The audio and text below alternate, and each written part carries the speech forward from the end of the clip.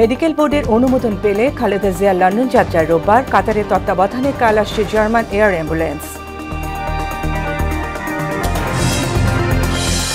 শেখ হাসিনাকে ফেরাতে দিল্লির সাড়া মেলেনি, জানালেন পররাষ্ট্র উপদেষ্টা। ভারতীয় হাইকমিশন ঘেরায়ের হুমকি ছাত্র অধিকার পরিষদের। জুলাই বিপ্লবের পর একটি গোষ্ঠী প্রশাসনে প্রভাব বিস্তার করছে, অভিযোগ জামায়াতের। দুর্নীতি চাঁদাবাজি প্রতিরোধের আহ্বান। এবং জুলাই অভ্যুত্থানে লুট হওয়া অস্ত্র উদ্ধারে সরকারের ব্যর্থতা নেই, দাবি স্বরাষ্ট্র উপদেষ্টার। ভূমিকম্প সহ দুর্যোগ মোকাবেলায় গুরুত্ব আরোপ।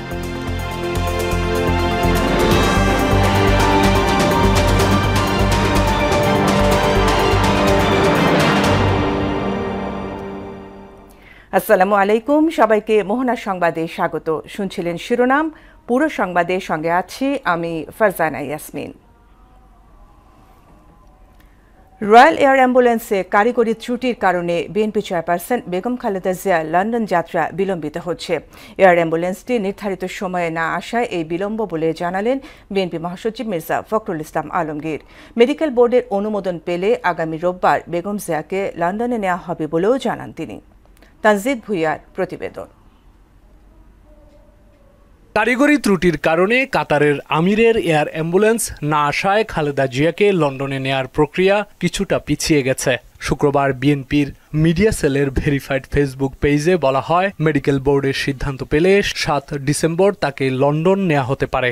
এদিকে শাশুড়িকে লন্ডনে নিতে পুত্রবধূ জুবাইদা রহমান এখন ঢাকায়। বেগম জিয়ার খোঁজ নিতে বিমানবন্দর থেকে সরাসরি এভার কেয়ার হাসপাতালে যান তিনি।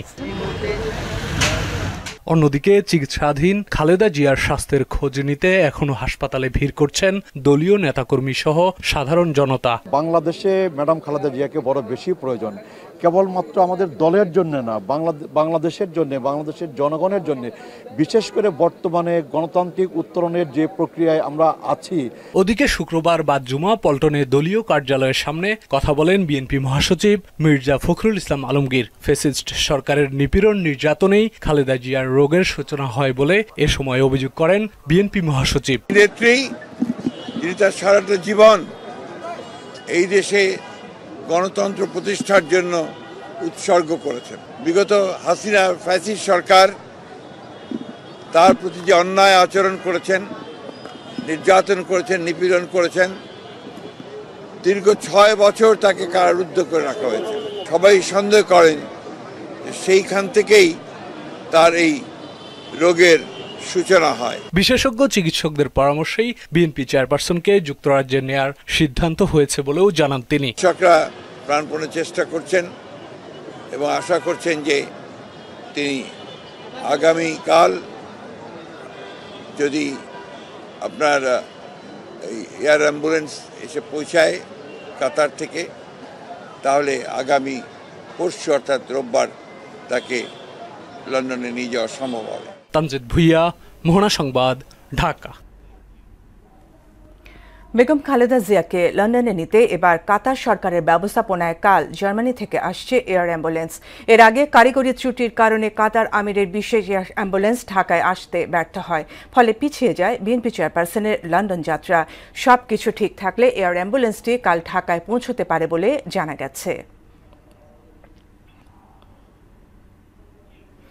বিএনপি চেয়ারপারসন বেগম খালেদা জিয়াকে উন্নত চিকিৎসার জন্য লন্ডনে নিয়ে যাওয়ার প্রক্রিয়ার অংশ হিসেবে ঢাকায় এসেছেন তার পুত্রবধূ ও বিএনপি ভারপ্রাপ্ত চেয়ারম্যান তারেক রহমানের স্ত্রী ডাক্তার জুবাইদা রহমান। সকাল 10:40 তাকে বহনকারী বিমানটি হযরত শাহজালাল আন্তর্জাতিক বিমানবন্দরে অবতরণ করে। পরে বিমানবন্দরের আনুষ্ঠানিকতা শেষ করে দুপুর 12:15 খালেদা জিয়াকে দেখতে এভার কেয়ার হাসপাতালে যান তিনি। শেখ হাসিনাকে ফেরাতে ভারতের ইতিবাচক সাড়া নেই বলে জানালেন পররাষ্ট্র উপদেষ্টা মোহাম্মদ তৌহিদ হোসেন। তাকে দেশে ফেরাতে ভারত সরকারের প্রতিক্রিয়া পর্যবেক্ষণ করা হচ্ছে বলেও জানান তিনি। সকালে রংপুর সফরে এসে রংপুর সার্কিট হাউসে সাংবাদিকদের কথা বলেন তিনি। তারেক রহমানের দেশে ফেরা প্রসঙ্গে পররাষ্ট্র উপদেষ্টা বলেন, তিনি কবে দেশে ফিরবেন এই বিষয়ে কোনো তথ্য নেই। এ সময় তিনি আরও বলেন, কাতার এয়ার অ্যাম্বুলেন্সে কারিগরি সমস্যার কারণে আজ বেগম জিয়াকে লন্ডনে নেওয়া হচ্ছে না। যে তাকে ফেরত পাঠানো, যেহেতু উনি একজন কনভিক্টেড, যেহেতু সর্বোচ্চ বিচারিক সংস্থা তাকে একটি শাস্তি দিয়েছে, কিন্তু আমরা ইতিবাচক কোনো সাড়া এখন পর্যন্ত পাইনি। এটা নিয়ে আমার মনে হয় স্পেকুলেট না করাই ভালো, দেখা যাক কি হয়। আমরা তো চেয়েছি খুব, এই ধরনের ঘটনায় তো ঝট করে একদিনে 7 দিনে কোনো পরিবর্তন ঘটে না। আমরা অপেক্ষা করব, দেখি কি ভারতীয় পক্ষ থেকে কি। শেখ হাসিনাকে দেশে ফিরিয়ে আনার আহ্বান জানিয়েছে ছাত্র অধিকার পরিষদ। শুক্রবার ঢাকা বিশ্ববিদ্যালয়ের সীমান্তে বাংলাদেশি হত্যার প্রতিবাদে বিক্ষোভ মিছিলে একথা জানান সংগঠনটির সভাপতি নাজমুল হাসান। এ সময় গত কয়েক মাসে ভারতীয় সীমান্তরক্ষী বাহিনী 600-রও বেশি বাংলাদেশিকে হত্যা করেছে অভিযোগ এনে তিনি বলেন, অবিলম্বে হত্যাকাণ্ড বন্ধে কার্যকর পদক্ষেপ গ্রহণ না করলে 48 ঘণ্টার মধ্যে ভারতীয় হাইকমিশন ঘেরাও করা হবে।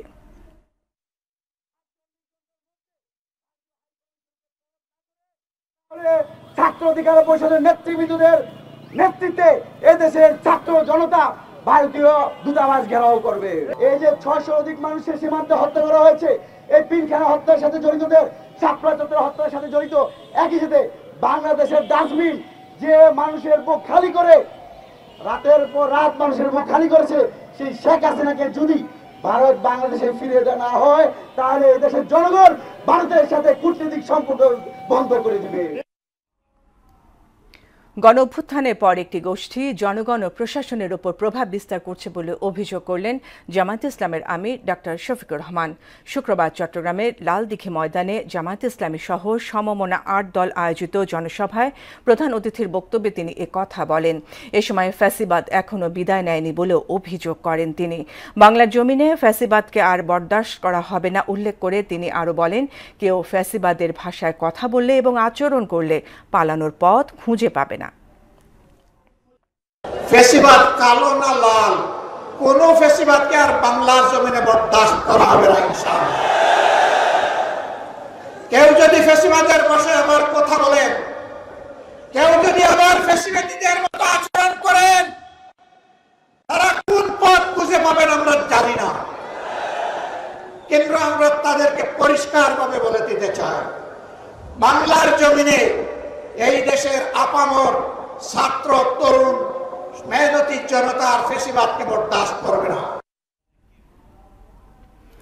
লুট হওয়া পুলিশের অস্ত্র উদ্ধারে সরকারের কোনো ব্যর্থতা নেই বলে মন্তব্য করেছেন স্বরাষ্ট্র উপদেষ্টা জাহাঙ্গীর আলম চৌধুরী। সকালে নারায়ণগঞ্জের পূর্বাচলে ফায়ার সার্ভিস আয়োজিত আন্তর্জাতিক স্বেচ্ছাসেবক দিবসের অনুষ্ঠানে এমন দাবি করেন তিনি। ভূমিকম্প সহ বড় ধরনের দুর্যোগ মোকাবেলায় প্রস্তুতি ও নিয়মিত প্রশিক্ষণের উপরও জোর দেন স্বরাষ্ট্র উপদেষ্টা। মনিরুল ইসলামের প্রতিবেদন। পূর্বাচলের এই দৃশ্যটি দেখে মনে হতেই পারে এটি কোনো ভূমিকম্পের চিত্র, কিন্তু আসলে এটি একটি মহড়া। ভূমিকম্প পরবর্তী সময়ে করণীয় নিয়ে এমন মহড়ার আয়োজন করে ফায়ার সার্ভিস। যে কোনো দুর্যোগ সংকটে মানবতার দূত হয়ে যেন আবির্ভাব হন স্বেচ্ছাসেবীরা, আর এর পুরো প্রক্রিয়ার দায়িত্বে থাকে ফায়ার সার্ভিস। তাই বেশ ঘটা করেই আন্তর্জাতিক স্বেচ্ছাসেবক দিবসের এই আয়োজন। অনুষ্ঠানে দুর্যোগ ব্যবস্থাপনায় স্বেচ্ছাসেবকদের গুরুত্ব তুলে ধরেন স্বরাষ্ট্র উপদেষ্টা। পেশাদার বাহিনীর সাথে কাজ করে অত্যন্ত গুরুত্বপূর্ণ ভূমিকা পালন করে থাকেন, এজন্য উপযুক্ত প্রশিক্ষণের কোনো বিকল্প নেই। ফায়ার সার্ভিস, সিভিল ডিফেন্স সারা দেশে প্রায় ৬২,০০০ ভলান্টিয়ার তৈরি লক্ষ্য করছে। ইতিমধ্যে তারা ৫৫,০০০-এর অধিক ভলান্টিয়ারকে প্রশিক্ষণ প্রদান সম্পন্ন করেছে।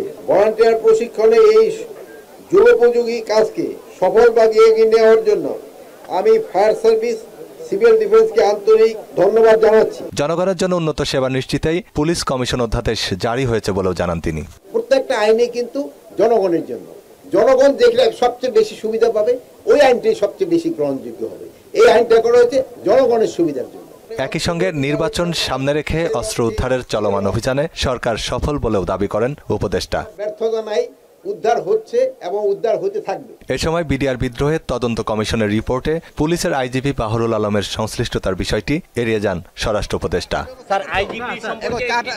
মনিরুল ইসলাম, মোহনা সংবাদ।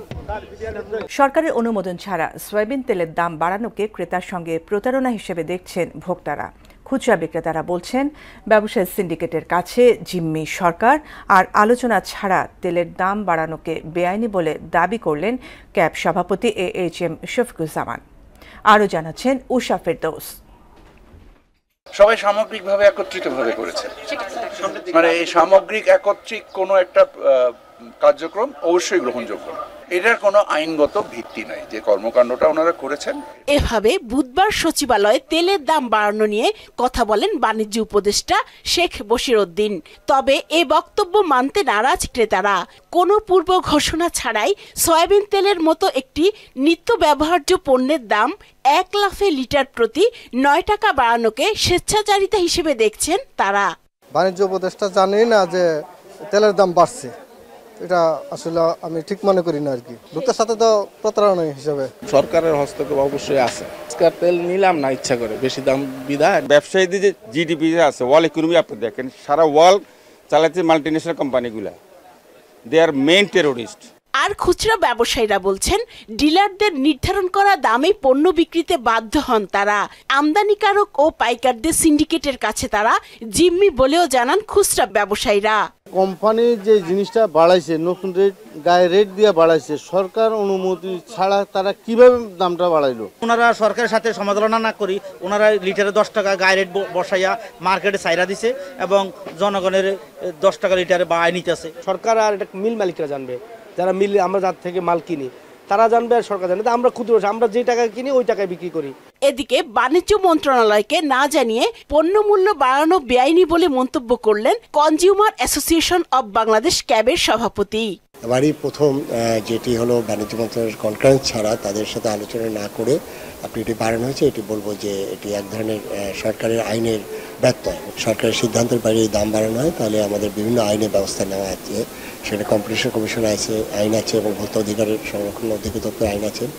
ইভেন এখানে যদি কেউ মজুত করে বাজারকে সাপ্লাইটা বন্ধ করে যদি দামটা বাড়ানোর পায়তারা করে, সেখানে স্পেশাল পাওয়ার অ্যাক্টেও কিন্তু এখানে ব্যবস্থা গ্রহণের সুযোগ আছে। রমজানে ভোজ্য তেলের বাজার স্থিতিশীল রাখতে এলসি খোলা হচ্ছে বলেও জানান তিনি। রোজার আগে মূলত এখন কিন্তু এলসি খোলা হচ্ছে, প্রচুর পরিমাণ আসছে এবং এখানে ডলারের কোনো সংকট নেই। উষা ফেরদৌস, মোহনা সংবাদ, ঢাকা। একটি দল ধর্মকে ব্যবহার করে প্রতারণার মাধ্যমে ক্ষমতায় যাওয়ার অপচেষ্টা করছে বলে অভিযোগ করেছেন ঢাকা মহানগর উত্তর বিএনপির আহ্বায়ক ও ঢাকা 16 আসনের ধানের শীষে প্রার্থী আমিনুল হক। দলটি 5 আগস্টের আগে জনগণের পক্ষে রাজপথে অবদান রাখেনি বলেও অভিযোগ করেন তিনি। শুক্রবার বিকেলে রাজধানীর রূপনগরে গণসংযোগ পূর্ব সংক্ষিপ্ত সমাবেশে বেগম জিয়ার সুস্থতা কামনায় সবার দোয়া চান আমিনুল হক। হুমায়ুন কবিরের প্রতিবেদন।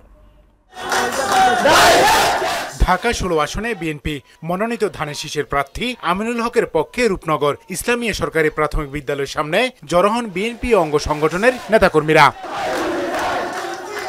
এই সময় দলের চেয়ারপারসন বেগম খালেদা জিয়ার সুস্থতা ও দীর্ঘায়ু কামনা মোনাজাতে অংশ নেন ঢাকা মহানগর উত্তর বিএনপির আহ্বায়ক আমিনুল হক। মিছিল পূর্ব সংক্ষিপ্ত সমাবেশে গণতন্ত্র ও মানুষের অধিকার আদায়ে বিএনপির সংগ্রামের কথা তুলে ধরেন ঢাকা 16 আসনের ধানের শীষের প্রার্থী আমিনুল হক। আমরা আমাদের প্রিয় নেত্রীর জন্য মন থেকে দোয়া করব, আল্লাহ পাক যাতে তাকে সুস্থ করে আবারও আমাদের মাঝে ফিরে আনেন এবং বাংলাদেশের মানুষের জন্য তিনি আবারও নেতৃত্ব দিতে পারেন। এই সময় 5 আগস্টের পর একটি ইসলামী দলের কর্মকাণ্ডের কঠোর সমালোচনাও করেন তিনি। আপনি গত 17 বছর কোথায় ছিলেন? 5 তারিখের পরবর্তীতে সময়ে এসে বাংলাদেশের মানুষের কাছে গিয়ে ইসলামকে বিক্রি করছেন, ধর্মকে বিক্রি করে ক্ষমতায় যাওয়ার অপচেষ্টা করছেন। বাংলাদেশের মানুষ কিন্তু আপনাদেরকে ক্ষমা করবে না। আমি আমার ধর্মপ্রাণ মুসলমানদেরকে আহ্বান করব, ওই মিথ্যাচারের দল, ওই প্রতারণার দলের কথা যদি আপনারা 1 সেকেন্ডের জন্য বিশ্বাস করেন, আপনার ঈমান নষ্ট হয়ে যাবে। নির্বাচিত হলে এলাকার উন্নয়নে বিভিন্ন কর্মপরিকল্পনার কথা তুলে ধরেন বিএনপি মনোনীত এই প্রার্থী। আল্লাহ যদি আমাকে আপনাদের ভোটে নির্বাচিত করে, আমি সবার আগে আমার নারীদের, মায়েদের নিরাপত্তা এবং এই প্রত্যেকটি এলাকা থেকে আমি মাদক মুক্ত করে ছাড়বো ইনশাআল্লাহ। পরে ধানের শীষের সমর্থনে রূপনগরের ইসলামিয়া সরকারি প্রাথমিক বিদ্যালয়ের সামনে থেকে একটি মিছিল চলন্তিকা মোড়, মিল্ক বিটা সড়ক, আরামবাগ এবং বর্ধিত পল্লবী হয়ে রূপনগর ইস্টার্ন হাউজিং এ গিয়ে শেষ হয়। হুমায়ুন কবির, মোহনা সংবাদ, ঢাকা।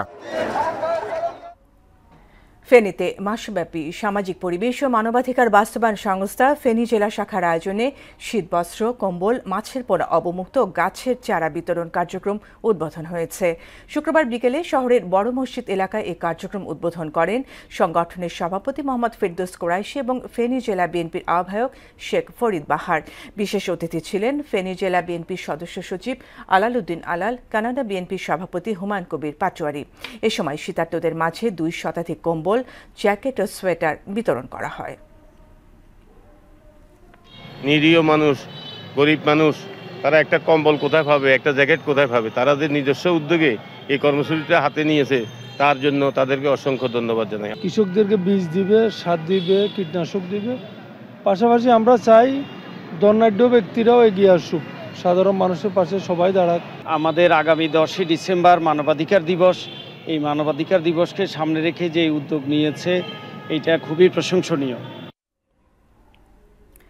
সাবেক সফল প্রধানমন্ত্রী ও বিএনপি চেয়ারপারসন বেগম খালেদা জিয়ার রোগমুক্তি ও দীর্ঘায়ু কামনা করে দোয়া মাহফিল ও হাফেজদের মধ্যে শীতবস্ত্র বিতরণ করা হয়েছে। বিকেলে তুরাগের রানাভোলা এলাকায় আয়োজিত এই অনুষ্ঠানে প্রধান অতিথি ছিলেন ঢাকা মহানগর উত্তর বিএনপির সদস্য সচিব মোস্তফা জামান।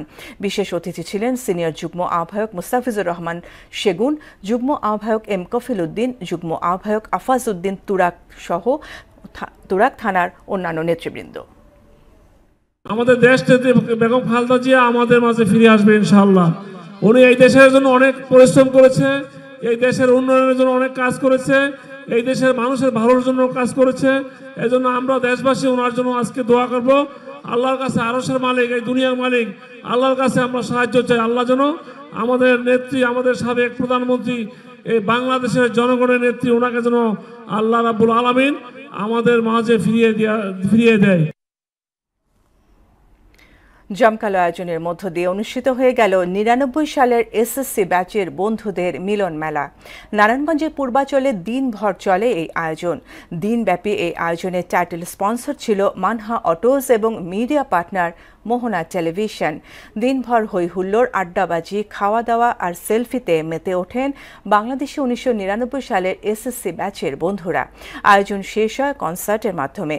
আগামীতে মানবিক এবং জনহিতকর বিভিন্ন কর্মকাণ্ডে নিজেদের আরও বেশি সম্পৃক্ত করার প্রত্যয় জানান আয়োজকরা।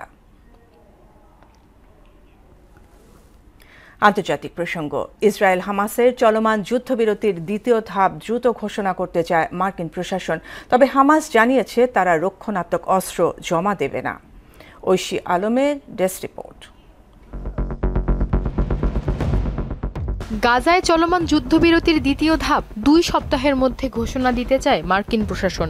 যুদ্ধবিরতি অক্ষুণ্ণ রাখতে এর অংশ হিসেবে পরবর্তী ধাপ ঘোষণার প্রস্তুতি নিচ্ছে তারা। দ্বিতীয় ধাপ শুরু হলে হামাসের জায়গায় গাজা পরিচালনার দায়িত্ব নেবে অন্তর্বর্তী সরকার এবং নিরাপত্তার দায়িত্ব নেবে আন্তর্জাতিক বাহিনী। প্রেসিডেন্ট ট্রাম্প তার ঘোষণার অংশ হিসেবে অন্তর্বর্তী সরকারের সদস্য এবং নিরাপত্তা বাহিনীর নাম ঘোষণা করবেন।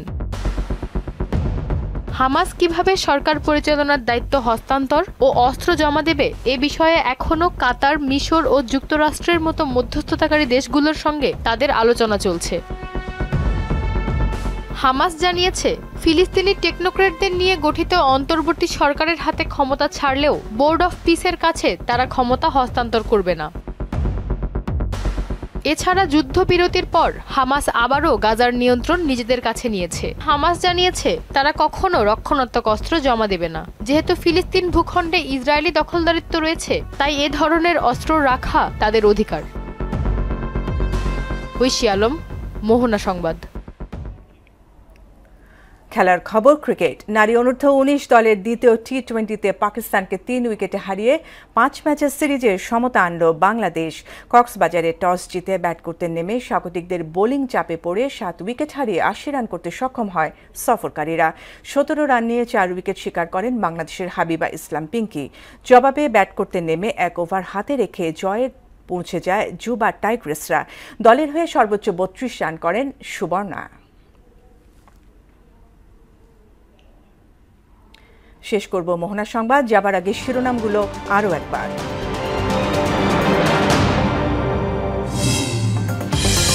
মেডিকেল বোর্ডের অনুমোদন পেলে খালেদা জিয়ার লন্ডন যাত্রা রোববার। কাতারের তত্ত্বাবধানে কাল আসছে জার্মান এয়ার অ্যাম্বুলেন্স। শেখ হাসিনাকে ফেরাতে দিল্লির সাড়া মেলেনি, জানালেন পররাষ্ট্র উপদেষ্টা। ভারতীয় হাইকমিশন ঘেরাওয়ের হুমকি ছাত্র অধিকার পরিষদের। জুলাই বিপ্লবের পর একটি গোষ্ঠী প্রশাসনে প্রভাব বিস্তার করছে, অভিযোগ জামায়াতের। দুর্নীতি চাঁদাবাজি প্রতিরোধের আহ্বান। এবং জুলাই অভ্যুত্থানে লুট হওয়া অস্ত্র উদ্ধারে সরকারের ব্যর্থতা নেই, দাবি স্বরাষ্ট্র উপদেষ্টার। ভূমিকম্প সহ দুর্যোগ মোকাবেলার গুরুত্ব আরোপ।